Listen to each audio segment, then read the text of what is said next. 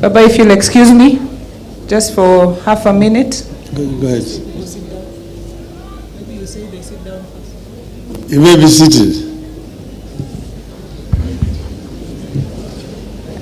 Thank you, Excellency. If you'll excuse me for just half a minute to make this announcement, because I cannot speak after you've finished.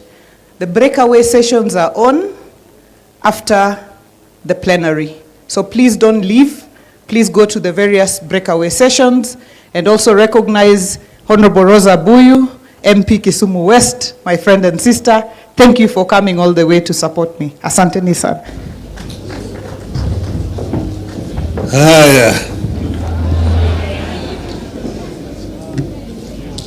Your Excellency, the Governor of Homa Bay, Gladys Atieno Yasona Wanga. Excellencies, the Governors,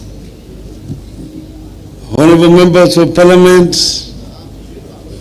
dignitaries who have come, all protocols of serve, ladies and gentlemen, hamjambo. Hamjambo tena. Wow, this is a great occasion. And we're here in a place called Asego Kanyada. So I'm very nostalgic standing here before you today. Because when I was growing up, this place was made very famous by the famous Kindu Band. They sang the song about the travel by ship from Homa Bay to Homa Bay. And it went like this. Militoyoro, militio kamito. Militoyoro, militio kamito.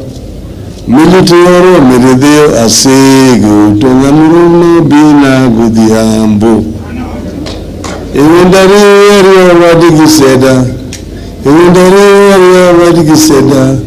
Oruti undoki kudungu. Ewendari area wadigiseda. So that is the travel by a ship from Asego. Asego is Homa Bay because of the hill which is called Asego to Asego Bay those days. So we're happy that this is taking place here at this place. But let me begin because I was told to give a keynote address. Let me begin with a story that is told in the Gospel of John. I know most of the people here are Christians. Gospel of John. And I'm sure so many of you people are familiar with this story. A disciple called Philip meets a man called Nathaniel. Philip tells Nathaniel that something significant and historic has happened in the town of Nazareth. Not believing, Nathaniel asks, Nazareth? Can anything good come out of Nazareth? Philip tells Nathaniel, come and see. You can find that encounter in the book of John 1:45 to 46. Come and see. With regard to Homa Bay, I'm not Nathaniel. I'm here not because I doubt. We all feel and see a change in the air in Homa Bay. There is intensity and positive energy that has led to tremendous interest in the county. I have come to confirm that Homa Bay has potential and efforts are underway to turn the potential into reality. I am here to support the efforts. I salute and welcome the distinguished leaders, investors, diplomats, and development partners who have honored Madam Governor's call to them to come and see. allow me to commend the county government of Homa Bay for this initiative at a time of great economic distress in the country and pressure from the people. These initiatives need all the support of the national government and the international development partners, and I salute all those who came on board. I believe the success of any one county takes the entire country forward. I believe that as a country, we are as strong as our counties. And I want to give the government of Kenya Kwanza free advice that the national government does not need to compete with the county governments. The county government complement the national government, and therefore the national government needs to support the county governments to deliver. From the outset, therefore, I wish to appeal to our development partners to consider county governments as competent and critical actors in the engagements aimed at realizing national and global development goals. I appeal to the development partner to scale up their engagement with counties. I make the appeal because I'm aware of the attitudes, actions, and pronouncements by some senior national government officials that are meant to dissuade or block development partners from engaging with the counties. I wish to assure our visitors to this country that our counties are managed by some of the most experienced politicians and technocrats in this country who have very clear ideas of what needs to be done. If only they could get the support. Homa Bay is striving to create a space and cut a niche that is very much in order. I believe counties should cooperate and compete at the same time. The biggest challenge that counties, just like the national government, have to deal with is growth, which has to be both horizontal and vertical. Horizontally, counties have to spread the benefits of development to regions and communities that have been left behind. Vertically, our actions must meet expectations about quality of life, services, and infrastructure. If the infrastructure for vertical and horizontal growth is not laid early, we will replicate the uneven development that has dogged the national government since independence 60 years ago. Homa Bay has identified agro-allied industries, that is fishing and aquaculture, tourism, and growing of cotton and other crops for their value chain to help spur prosperity. I concur that agriculture and its value chain and blue economy are holders of real potential for the takeoff.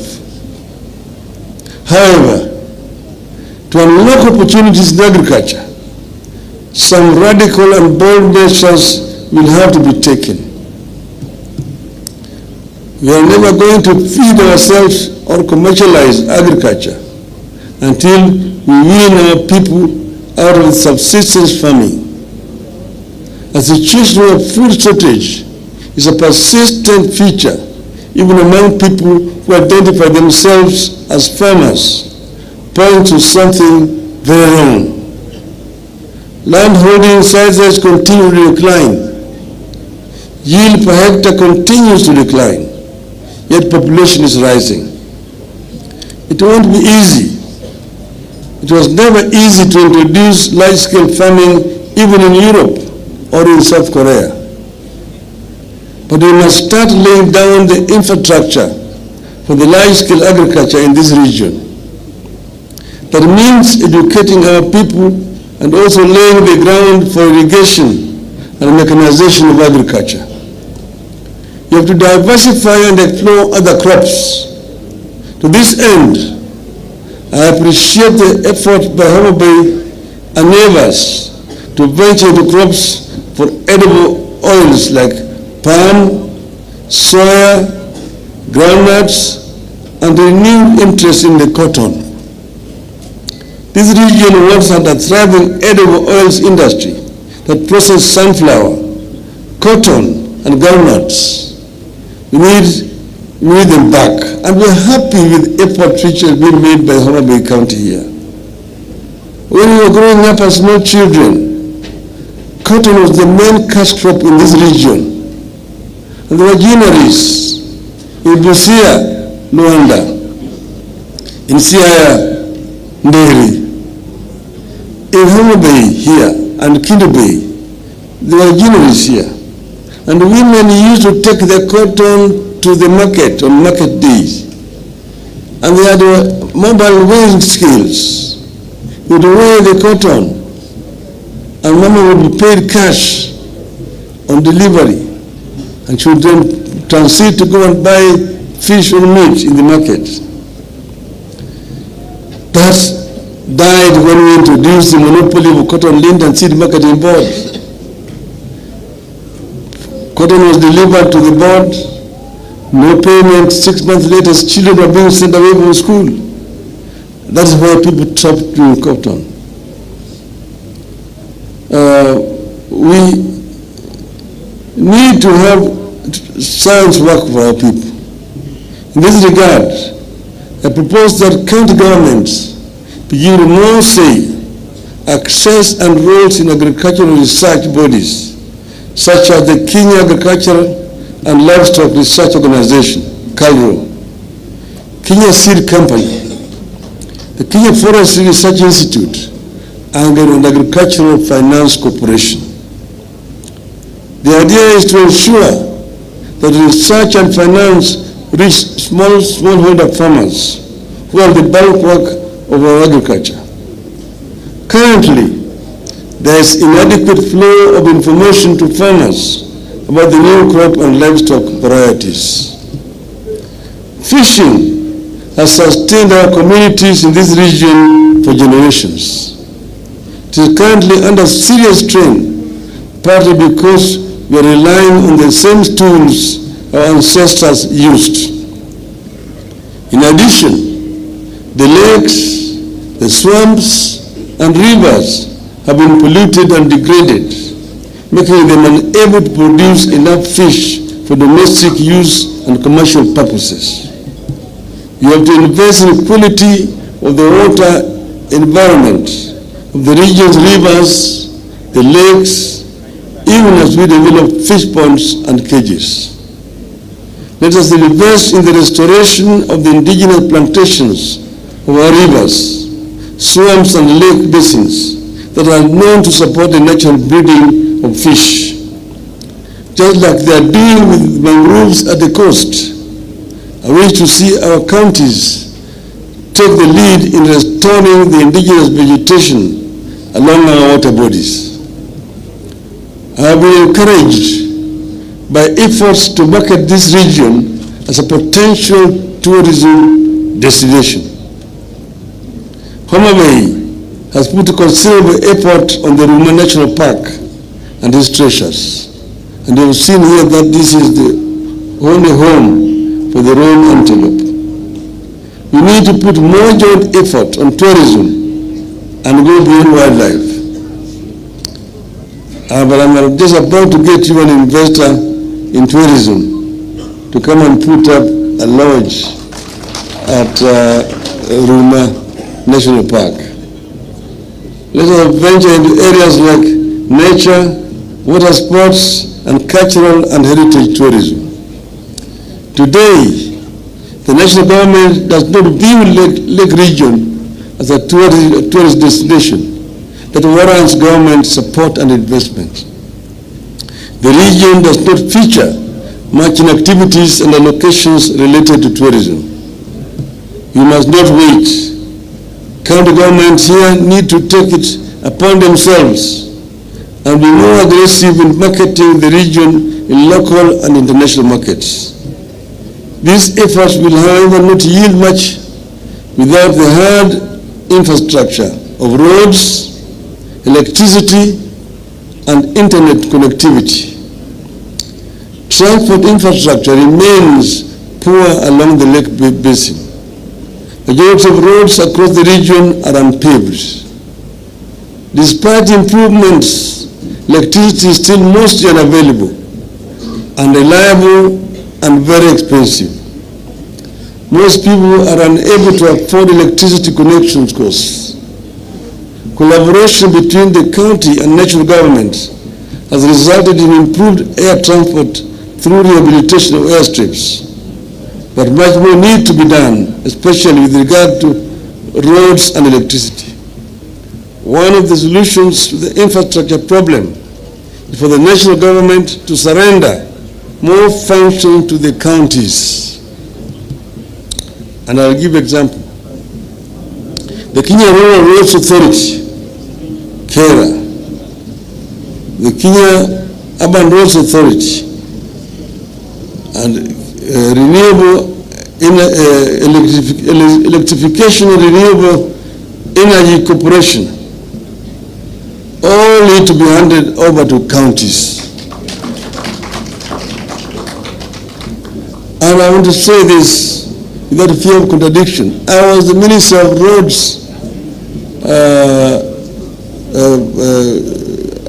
Housing, and Public Works. I'm the one who introduced KURA, KERA, and KENHA. But that was under a unified system of government. With a devolved system of government, you don't need KERA, you don't need KURA. All of them should be surrendered to the county governments.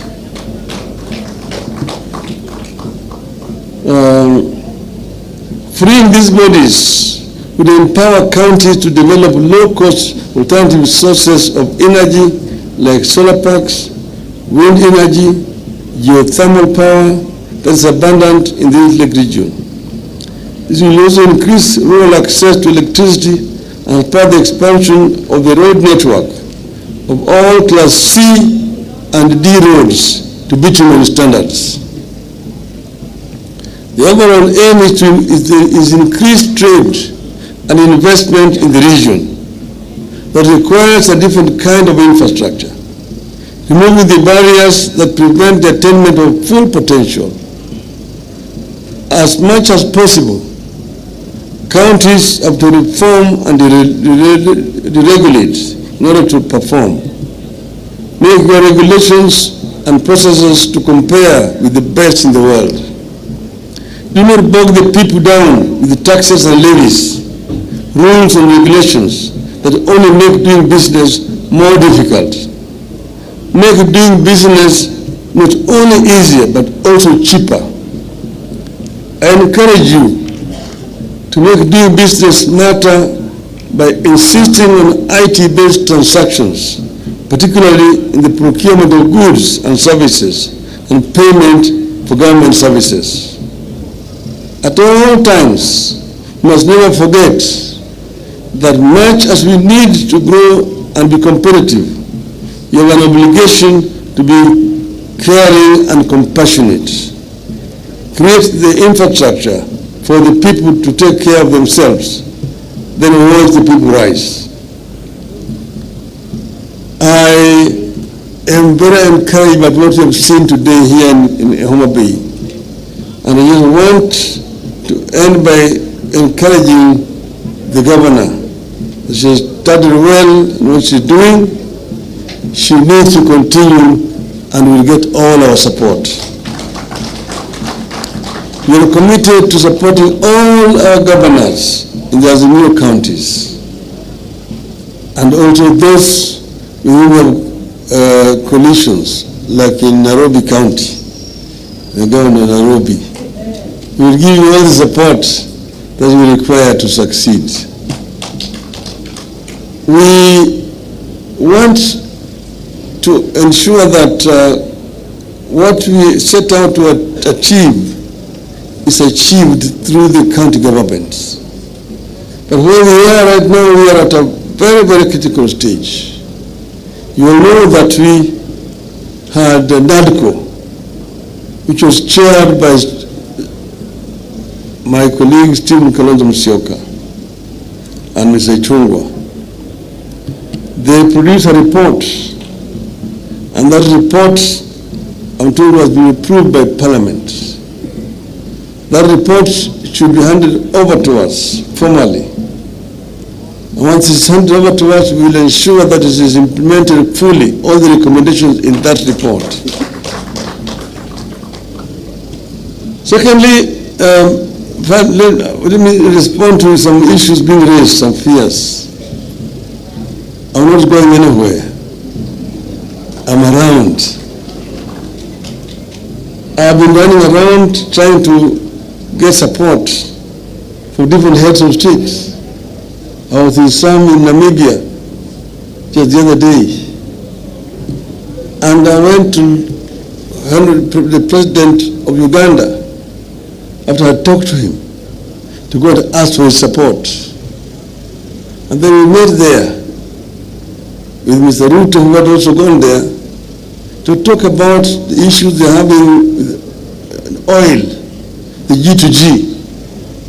It was his Minister for Energy. So after we talked about my candidature, they talked about the issue of oil among themselves. But I asked for their support, and both of them agreed that they would support me. Because somebody said he would be the one to propose me as the chair of African Union Commission. And I said, thank you very much. But I'm not going away. Addis Ababa, as Charity said, is only 2 hours away from Nairobi. I'm available. Whenever I'm called, I will answer. I'm ready to work with you people. But what is important is that we must ensure that what we set out to do is eventually achieved and accomplished. We have said, and you also, some of you may be forgetting, we said that we are unbogable. We are unbogable. We are also unpangarable. We cannot be pangered. Who can pangoa? Who can pangoa? Who can bogoa? Who can bogoa? We are unbogable. Therefore, have no fear at all. We are unbogable, and we will get there. Thank you very much.